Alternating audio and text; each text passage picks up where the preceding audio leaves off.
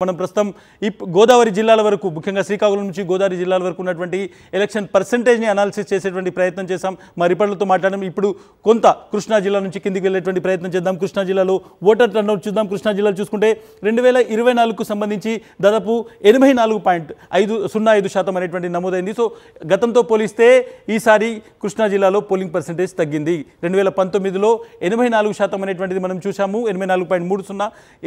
ఈసారి 84.05 అనేటువంటిది అర్థమైంది. సో డెఫినెట్గా మనం చూడొచ్చు ఈ పర్సెంటేజ్ అనేటువంటిది కొంత 0.25% అనేటువంటిది తగ్గినట్టు మనకు కనిపిస్తుంది.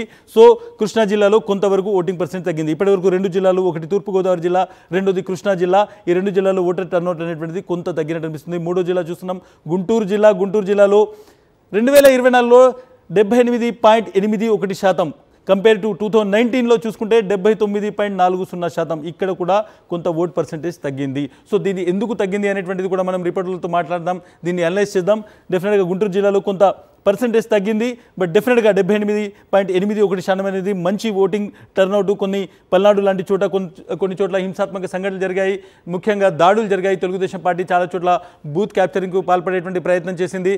అదేవిధంగా పూర్తిగా ఎక్కడైతే పోలింగ్ వేయడానికి వచ్చినటువంటి మహిళలు ఉన్నారో వాళ్ళను బెదిరించేటువంటి ఒక ప్రయత్నం జరిగింది. బట్ డెఫినెట్గా ఇక్కడ రీపోలింగ్ జరగలేదు. పోలింగ్ కొంత పర్సెంటేజ్ కృష్ణా జిల్లాలో, అదేవిధంగా గుంటూరు జిల్లాలో తగ్గినటువంటి సిచ్యువేషన్ చూస్తున్నాం. మా రిపోర్టర్లు సిద్ధంగా ఉన్నారు. ముఖ్యంగా కృష్ణా జిల్లాకు సంబంధించినటువంటి సమాచారం అందించడానికి అశోక్ ఉన్నారు. At the same time Guntur జిల్లాకు సంబంధించి సమాచారం అందించడానికి కూడా అశోక్ ఉన్నారు. ఇద్దరు అశోక్లు మనతో సిద్ధంగా ఉన్నారు. ముందుగా కృష్ణా జిల్లాకి వెళ్దాం. అశోక్, చెప్పండి, పోలింగ్ పర్సెంటేజ్ స్లైడ్గా కొంచెం తగ్గింది, ఏంటిది అనేటువంటిది చెప్పండి. ఎందుకు కారణం, ఎందుకు పర్సెంటేజ్ తగ్గింది అనుకోవచ్చు? ఓవరాల్గా ఉదయం నుంచి ముఖ్యంగా పెద్ద ఎత్తున లైన్స్ కనిపించాయి, మహిళలు కనిపించారు. ఓట్ పర్సెంటేజ్ గ్రామీణ ప్రాంతంలో తగ్గిందా, అర్బన్లో తగ్గిందా, ఎక్కడ తగ్గింది? మీ అనాలిసిస్ ఏంటి? గతంతో పోల్చుకుంటే చాలా స్వల్పంగా మాత్రమే పర్సంటేజ్ తగ్గిందనే చెప్పుకోవచ్చు. కానీ ఓవరాల్గా చూస్తే కనుక ఓటర్లు ఉదయం నుంచి కూడా పెద్ద సంఖ్యలో పోలింగ్ బూత్లకు తరలి వచ్చారు. ముఖ్యంగా మహిళలు కావచ్చు, వృద్ధులు కావచ్చు, వీరంతా కూడా తమ ఓటు హక్కును వినియోగించుకునేందుకు వచ్చారు. అయితే ప్రధానంగా ఇక్కడ ఒక కారణం కనిపిస్తోంది. పోలింగ్ బూత్కు వచ్చిన తర్వాత ఒక ఓటరు ఓటు వేసి బయటకు వెళ్ళడానికి చాలా సమయం పట్టింది. దీనికి టెక్నికల్ కారణం ఒకటి చెప్పుకోవచ్చు. ఎందుకంటే ఈవీఎంల వద్దకు వెళ్ళిన తర్వాత ఓటు వేసి వాళ్ళు బయటకు వచ్చి, అంటే ఏదైతే ఆ వీవీప్యాట్లో స్లిప్ చూపిస్తుందో అవంతా కూడా సమయం చాలా ఎక్కువగా పట్టిందనే చెప్పుకోవచ్చు. దీంతో ప్రతి పోలింగ్ బూత్ వద్ద కూడా గంటల తరబడి ఓటర్లంతా కూడా నిలబడాల్సిన పరిస్థితికి వచ్చింది. అదే సమయంలో చాలా పోలింగ్ బూత్ల వద్ద అరకొర సౌకర్యాలు మాత్రమే ఎన్నికల అధికారులు చేశారు. ఎండ తీవ్రత తట్టుకోలేక చాలామంది మధ్యాహ్నం సమయానికి ఎండలో నిలబడలేక ఇళ్లకు వెళ్ళిపోయిన పరిస్థితి. కొంతమంది తిరిగి సాయంత్రానికి వచ్చినప్పటికీ కూడా సమయం దాటిపోయిన తర్వాత వారంతా కూడా పోలింగ్ కేంద్రంలోనికి వెళ్ళలేని పరిస్థితి ఉండటంతో చాలా స్వల్పంగా మాత్రమే ఈ పోలింగ్ శాతం తగ్గిందనే చెప్పుకోవచ్చు. కానీ ఓవరాల్గా మాత్రం ఓటర్లు తమ ఓటు హక్కును వినియోగించుకునేందుకు పోలింగ్ కేంద్రాలకు తరలి వచ్చిన పరిస్థితి కృష్ణా జిల్లాలో చాలా చూడొచ్చు. కొంత గ్రామీణ ప్రాంతాల్లో అనేటువంటిది ఓట్ పర్సెంటేజ్ కొంత ఎక్కువగా కనిపించింది, ముఖ్యంగా కృష్ణా జిల్లాకు సంబంధించి. బట్ విజయవాడ లాంటి చోట కొంత తగ్గినట్టు అనిపిస్తుంది. రకరకాల కారణాలు ఉన్నాయి. బట్ కొంత స్లైడ్గా 2019తో కంపేర్ చేస్తే ఈసారి 24లో కొంచెం మాత్రమే తగ్గింది. మంచి ఓటింగే జరిగింది అనుకోవచ్చు. గుంటూరు చాలా కీలకమైనటువంటి జిల్లా. అశోక్, చెప్పండి, మనం చూడొచ్చు 2 రోజుల నుంచి ముఖ్యంగా పోలింగ్ మొన్న జరిగింది. పోలింగ్ సాయంత్రం నుంచి మధ్యాహ్నం నుంచి నిన్న మొత్తము, ఈరోజు కూడా అటు పల్నాడు ఏరియాలో మాచర్ల కావచ్చు, గురజాల, నరసరావుపేట ఈ ఏరియాలో తెలుగుదేశం పార్టీ దాడులకు పాల్పడుతుంది. ఎవరైతే వైఎస్ఆర్సీపీకి ఓటు వేశారో వాళ్ళ ఇల్లు తగలబెట్టడము, వాళ్ళకి సంబంధించిన సామాగ్రిని ధ్వంసం చేయడము, ఈ మొత్తం అనేటువంటిది ఓటింగ్ టర్నౌట్ మీద కూడా, అంటే పోలింగ్ శాతం మీద కూడా ప్రభావం చూపిందా? కొంత తగ్గింది. ఇది కూడా ఒక కారణం అనుకోవచ్చా? అంటే గుంటూరు జిల్లాకు సంబంధించి ఉమ్మడి గుంటూరు జిల్లాలో 3 జిల్లాలు ఉన్నాయి. ఒకటి పల్నాడు జిల్లా, ఒకటి గుంటూరు జిల్లా, మరొకటి బాపట్ల జిల్లా. అయితే పల్నాడు జిల్లాకు సంబంధించి ఓటింగ్ శాతం పెరిగిందనే చెప్పవచ్చు. 85.69% ఓటింగ్ పెరిగింది. ఉదయం నుంచి పెద్ద ఎత్తున వృద్ధులు కానీ మహిళలు కానీ పెద్ద ఎత్తున బారులు తీరాలు ఓటు హక్కు వినియోగించుకోవడానికి భారీ స్థాయిలో తరలి వచ్చారు. అయితే గుంటూరు జిల్లాకు సంబంధించి గుంటూరు లోక్సభ నియోజకవర్గ పరిధిలో 7 అసెంబ్లీ నియోజకవర్గాలు ఉన్నాయి. వాటికి సంబంధించి కనుక మనం చూస్తే 78.81%, అంటే ఇక్కడ కొంత తగ్గినట్టుగా చెప్పుకోవచ్చు. అలానే బాపట్ల జిల్లాకు సంబంధించి 85.3%. అటు పల్నాడు జిల్లాలో పోలింగ్ పెరిగింది, ఇటు బాపట్ల జిల్లాలో పోలింగ్ పెరిగింది. గుంటూరు జిల్లాలో మాత్రం పోలింగ్ కొంత తగ్గింది. అంటే అర్బన్కి సంబంధించిన ప్రాంతాల్లో కొంత పోలింగ్ తగ్గినట్లు కూడా మనకు తెలుస్తూ ఉంది. కానీ రూరల్కి సంబంధించిన ఏరియాలో మాత్రం పోలింగ్ పెద్ద ఎత్తున జరిగింది.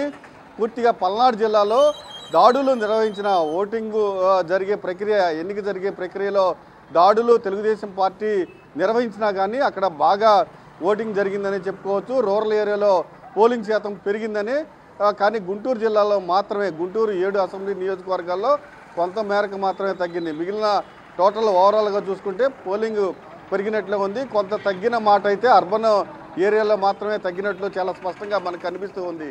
ఇస్మాయిల్, డెఫినెట్గా ఇంకొకటి ఏదైతే నిన్నటి నుంచి ఏదైతే పోలింగ్ రోజు నుంచి చూసుకుంటే నిన్న చాలా ఎక్కువ జరిగింది. ఈ పోస్ట్ పోల్ తర్వాత ఎన్నికల తర్వాత పోలింగ్ తర్వాత జరుగుతున్నటువంటి ఈ హింస ఉందో ఏంటంటే తెలుగుదేశం పార్టీకి సంబంధించి ఒక ఏంటి అంటే దీన్ని ఎట్లా రీడ్ చేయొచ్చు, ఎందుకు ఇంత హింస చేస్తున్నారనుకోవచ్చు? ఖచ్చితంగా తెలుగుదేశం పార్టీ నాయకులకైతే ఒక స్పష్టమైన ఇండికేషన్ ఉంది. ఓడిపోతున్నామన్న భయంతోనే ఈ దాడులు నిర్వహిస్తున్నారు.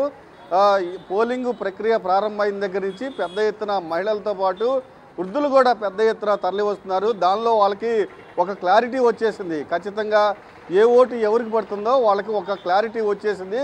ఆ నేపథ్యంలోనే దారులు మొదలుపెట్టారు. ఆ రోజు ఎన్నికల ప్రక్రియ జరుగుతూ ఉండగానే పెద్ద ఎత్తున వైఎస్ఆర్ కాంగ్రెస్ పార్టీ ఏజెంట్లను లాగేయటం కానీ బూత్ క్యాప్చరింగ్కి పాల్పడటం కానీ జరిగింది.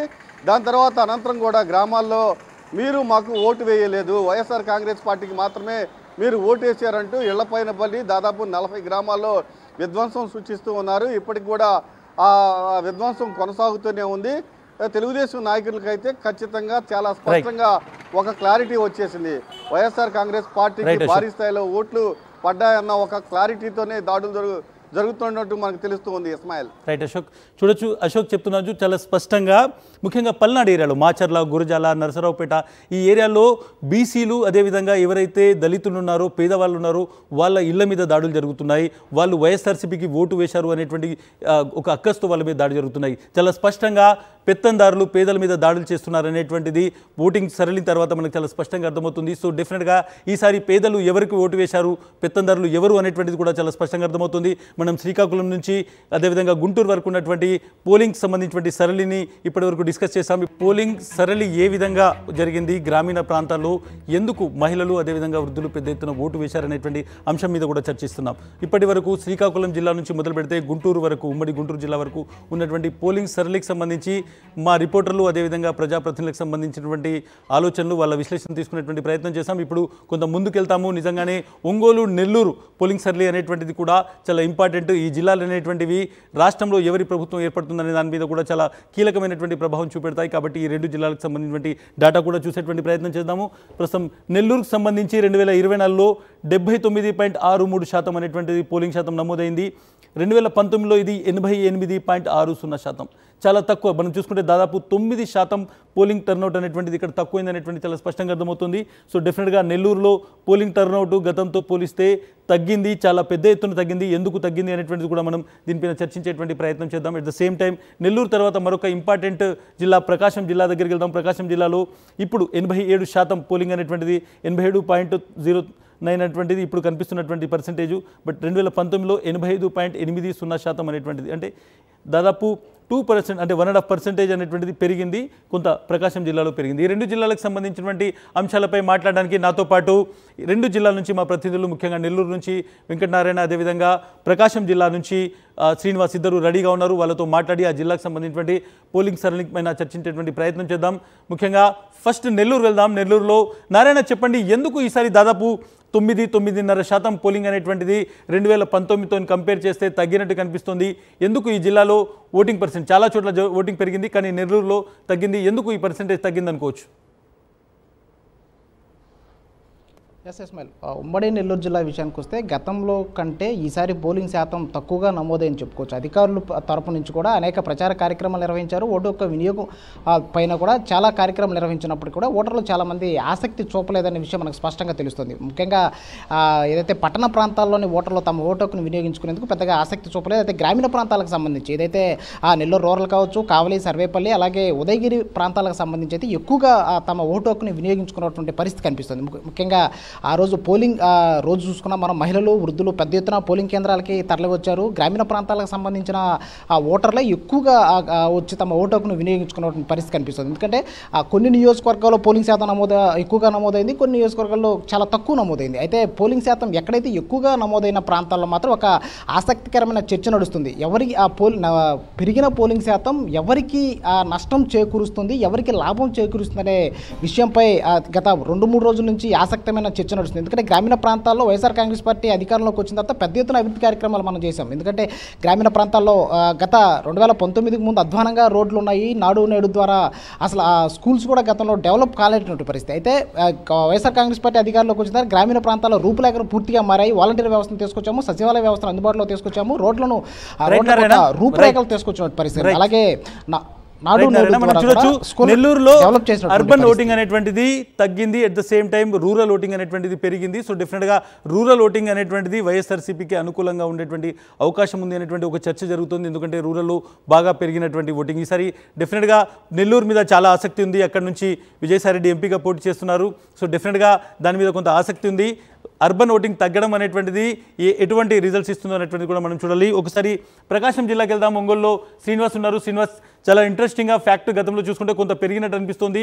పెరగడం అనేటువంటిది ఒంగోలు లేకుంటే ఒంగోలు లాంటి సిటీస్లో పెరిగిందా లేకుంటే రూరల్లో పెరిగిందా? ఎక్కడ ఈ పెంపుదల అనేటువంటిది ఎక్కువ కనబడింది ఓటింగ్ పర్సంటేజ్లో?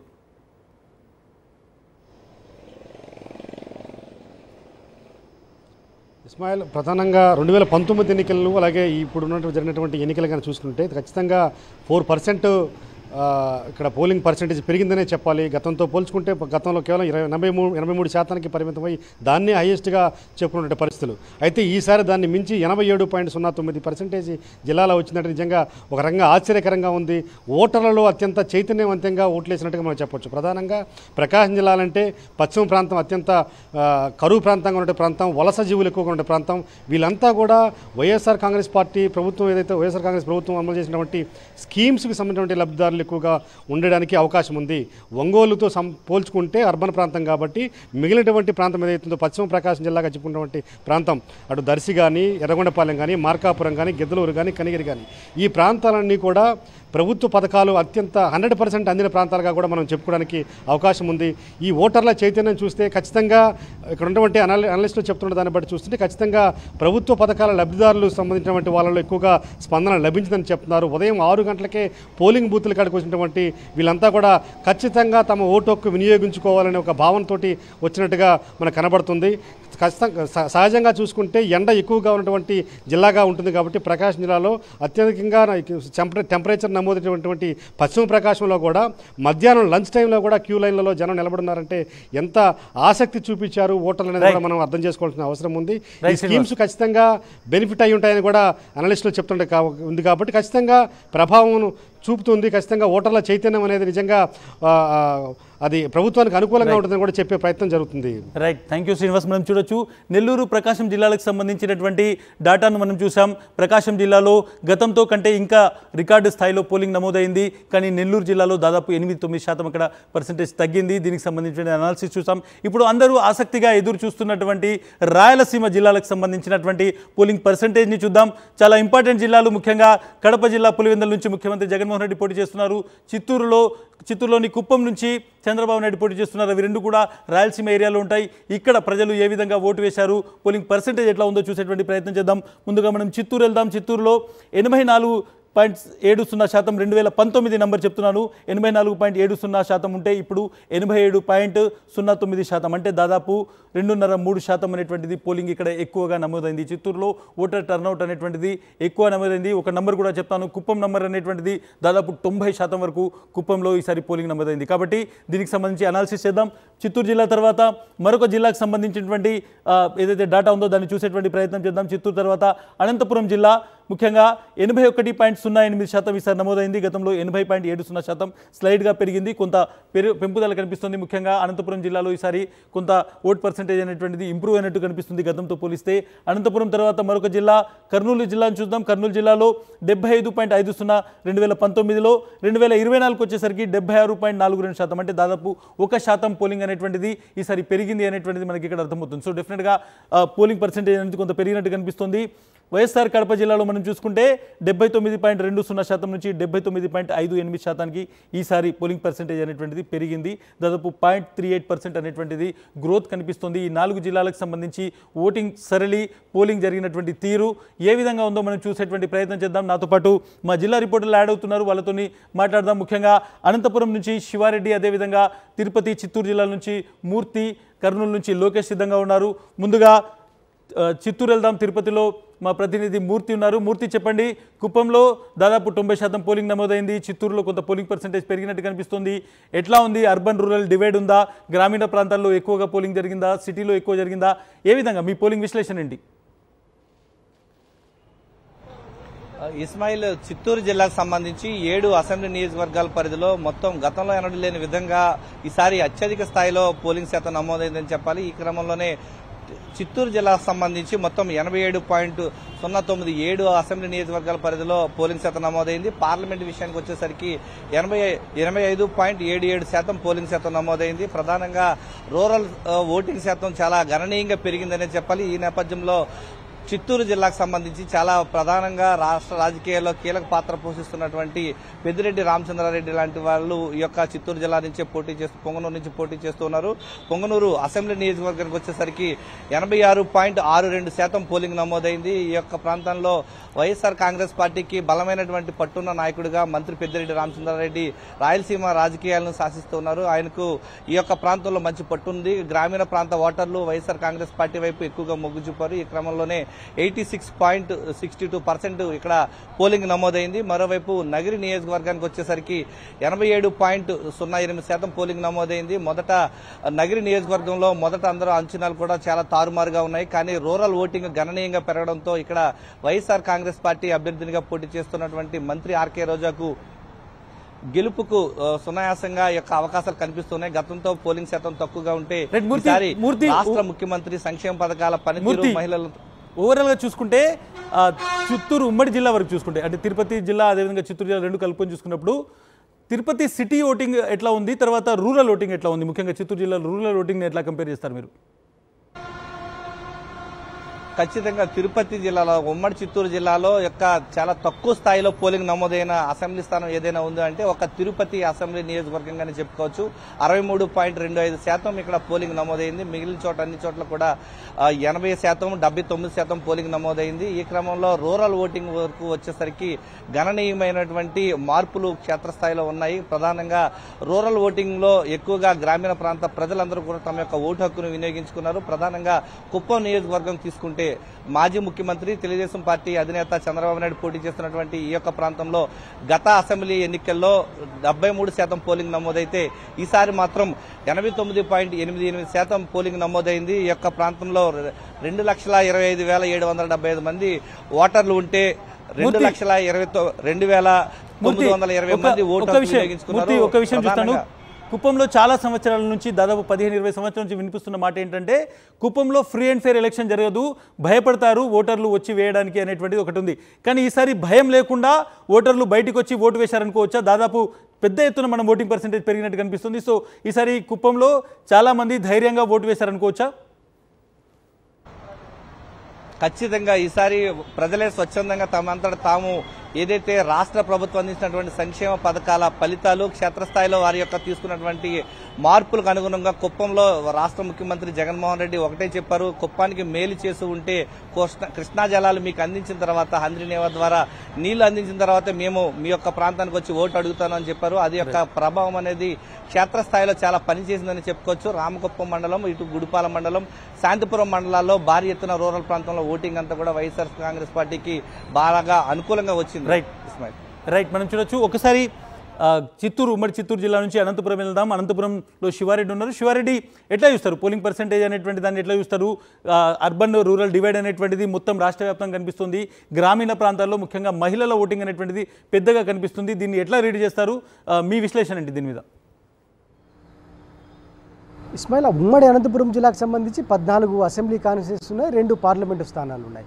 అయితే మొత్తం అనంతపురం జిల్లాలో 81%, ఏదైతే సత్యసాయి జిల్లాకు సంబంధించి 84%గా పోలింగ్ పర్సెంటేజ్ నమోదైంది. ఒక్క అర్బన్ సంబంధించి మాత్రం, అంటే జిల్లా హెడ్ క్వార్టర్ అయిన అనంతపురం జిల్లాకు సంబంధించే అత్యంత తక్కువగా 65% మాత్రమే నమోదైంది. మిగతా అన్ని కాన్స్టిట్యూన్సీకి సంబంధించి దాదాపుగా 80% పైగానే నమోదైన పరిస్థితి కనిపిస్తుంది.